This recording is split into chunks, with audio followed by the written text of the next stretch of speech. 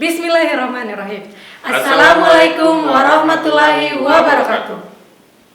Perkenalkan, kami dari Delegasi Universitas Muhammadiyah Buton dalam kompetisi debat penegakan hukum pemilu tahun 2025 yang diselenggarakan oleh Bawaslu Republik Indonesia, dan saya Putri Mongsari selaku pembicara pertama, serta rekan saya Waode Murianasari selaku pembicara kedua, dan Rano selaku pembicara ketiga.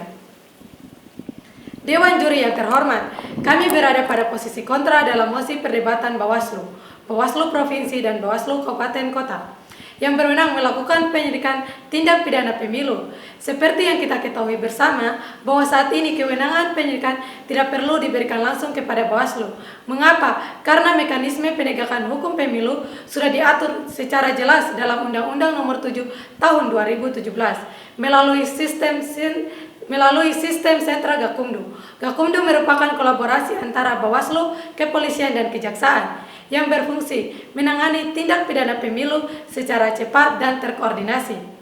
Jika Bawaslu diberi wewenang penyidikan tersendiri, hal itu justru akan menimbulkan tumpang tindih kewenangan dan memperumit birokrasi yang sudah berjalan secara efektif.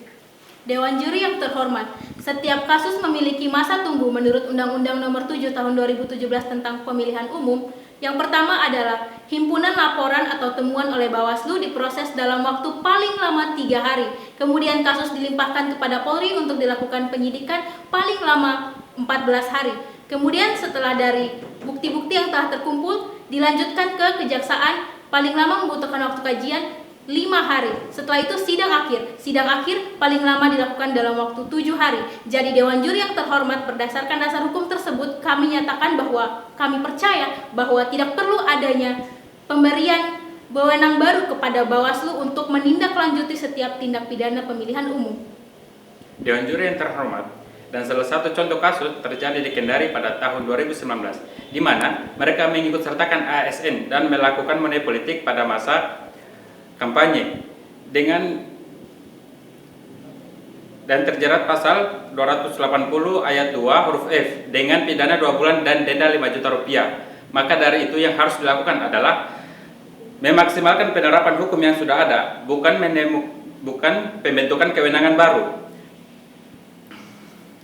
Penguatan koordinasi di sentra Gakumdu, peningkatan kapasitas SDM Bawaslu di bidang hukum, serta pemanfaatan teknologi untuk pelaporan dan transparansi adalah solusi yang lebih realistis. Jika penyelidik kewenangan kepada Bawaslu, maka akan menyempitkan spesifikasi pegawai dan memperlambat proses hukum. Maka dari itu kami menegaskan bahwa hukum yang sudah ada sudah kuat. Yang dilakukan adalah cara pelaksanaan dan profesional. Sekian dari kami, terima kasih. Wassalamualaikum warahmatullahi wabarakatuh.